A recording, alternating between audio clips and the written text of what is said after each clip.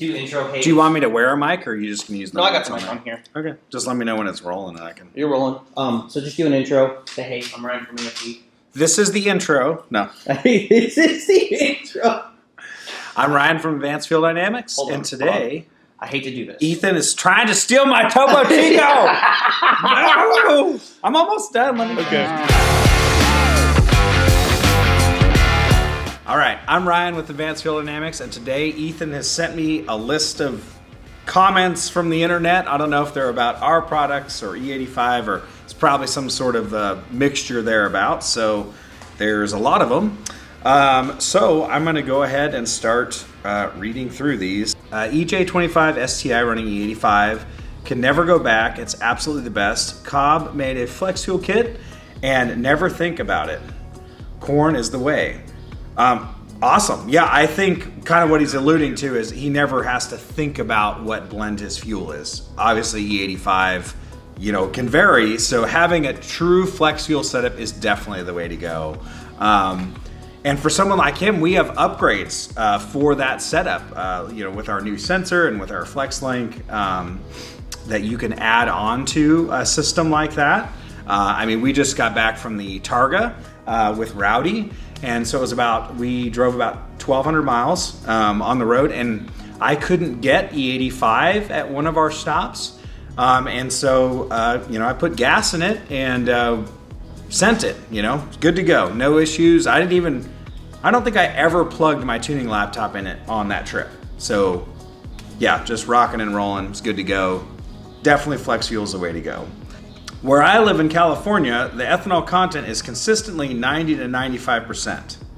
No, it's not. Been running E85 for 7 years now in my F2 ProCharge 69 Camaro. Sounds like a really cool car. But there's never...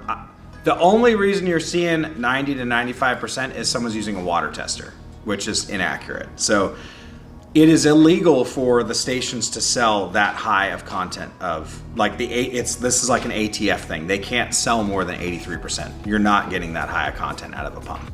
Water testers are garbage. I'll say that again. But honestly, the higher ethanol content readings with those are typically lower ethanol content blends. So when we see like a 70% blend, those typically read in the 90 and higher realm with the water testers because of the other additives that are in that fuel that separate and make it look like it's a higher ethanol content. So the higher blends actually show lower on the water tester because there's not as much crap that's separating off. Can your sensor tell the difference between water and ethanol itself, or will it read erratically if the fuel is contaminated with water? So water, ethanol can absorb like a lot of water before it becomes an issue or there's any kind of like separation. The good news is like if you ran water through a Continental or a GM sensor, it will actually fry the sensor, so they'll short internally. So we designed our sensor with the safety so it can't short out. So if you got bad fuel, you're not going to cook your sensor. So obviously your car is going to run pretty crappy, but you dump that fuel, put some better fuel in, and you'll be good to go. Here in Thailand, E85 gives way less mileage than gas. Here in America, it gives less mileage than gas as well. That's just a given. You burn more E85. The higher your blend is, the more you're gonna burn. It just ethanol takes more volume to run. It's Stoich, so whether you're just cruising down the road or you're at the track, you're going to burn more fuel. A Stoich would be the perfect air to fuel ratio for the fuel to burn at. So if pure gasoline is 14.7 to 1 and pure ethanol is 9 to 1, so when you have your blends like E85 would be like 9.8 or somewhere in there, and our typical gas is closer to 14 because we have a 10% ethanol blend in it. So with flex fuel, you can have those values in the mapping, and when this is, whether we're talking about like a ProFlex Commander or we're talking about like a GM factory ECU setup or a Pro EFI or a Motec, you'll put these the Stoich values or lambda values for each fuel in, and then the computers or the commander will basically interpolate between those values, and that's how you get proper operation running a sensor in a true flex fuel setup. Can you do a video discussing the actual product and showing it? From what I could see, it does not look like a direct replacement for the for the Continental AC Delco Continental sensor, like what I have in a bypass mount. So it is a direct replacement depending on what fittings you put on. So this doesn't have any fittings on it, but thank you, Ethan. So here's one of the sensors right here that we just got off the bench. It's done testing. If you put two male fittings on here, 3/8 male fittings, it's the same, plumbing as the Continental AC Delco sensor. So this is the plug right here that all the generic sensors have. Ours has an extra pin because we have an analog output. We make the adapter so that it's 100% plug and play if you had the other style sensor, or if you're, you got a Motec or a Pro EFI or Haltech, whatever, their harness is going to have this style plug on it. So this will just plug directly in. And here's the, these are the smaller 8mm size, I believe, more for like a Subaru or a BMW. But those were the 3/8. You just put them on either side, and then it is the same installation wise as a GM. The big advantage to this is because our fittings are changeable. When you're going to install a sensor in your car, you're going to have a connection point that's going to have a male and a female fitting on your vehicle originally. And then you get a sensor that's got two male fittings. You need all kinds of adapters and everything to install it. You can put a female on one side and the male on the other. So now literally you can unplug your line if you had a rail or body of the car, whatever, it has that connection.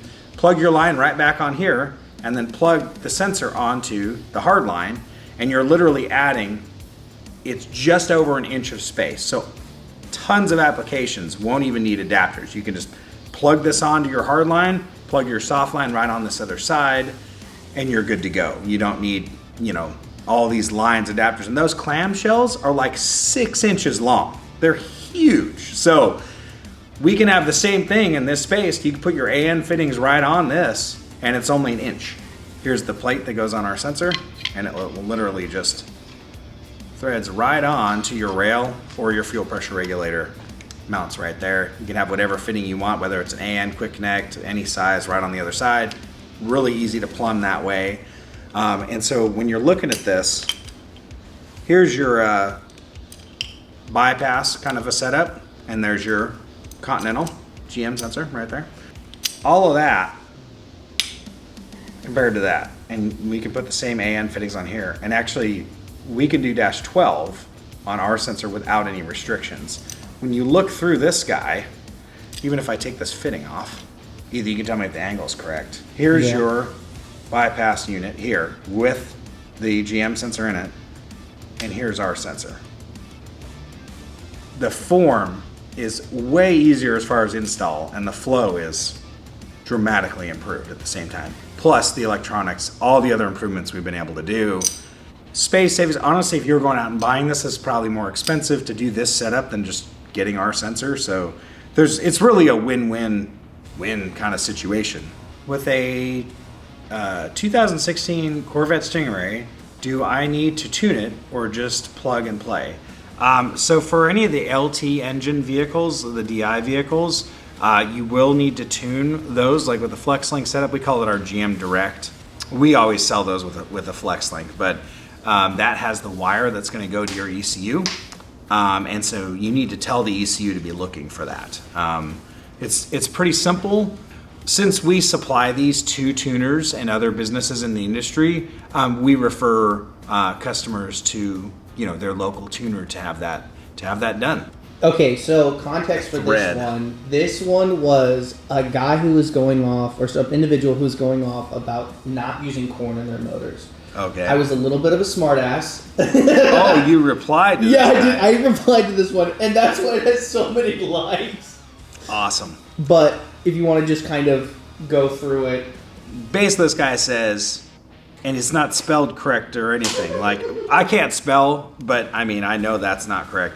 Basically it says, here is something that is not a myth. It's corn. I will never put corn in in my engines. Never. I've been doing ethanol plant, and they make their ethanol out of pancake batter. So like, literally, they make all their ethanol from reject food products, which is pretty cool. So I didn't actually know that. Yeah. Ethanol is made from byproducts. They don't grow corn to make ethanol. That's not how that works. That's like maybe in the early days or something, but it is amazing the process that goes into making fuel ethanol these days. I mean, like, we're feeding my cows, basically the cow feed is made and they send the sugars off and that gets turned into ethanol. So they make several products and one of the byproducts is ethanol. E85 doesn't need more spark, true, but it likes it.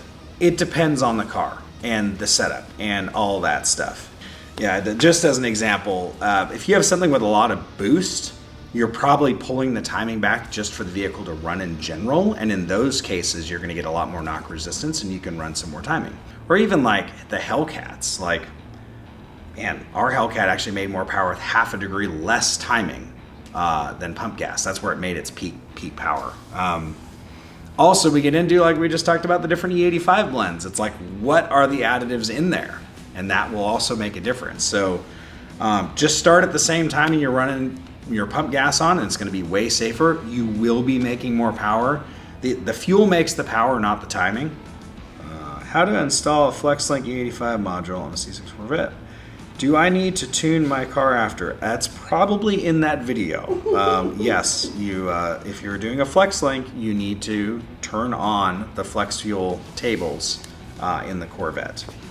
Or you can put a commander on it. So that one just plugs in. You don't have to tune it. So why not just get a tune for a flex sensor? I don't know of a single tuner that wouldn't want to have control of AFR and timing.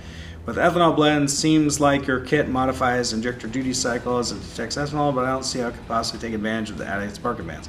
As I've said before, it makes power without any spark, and we make plug-and-play systems for vehicles that you cannot do that to. And for vehicles that you can, we make systems for that too. So you have a GM product that's got a flex fuel capable ECU, we make those products.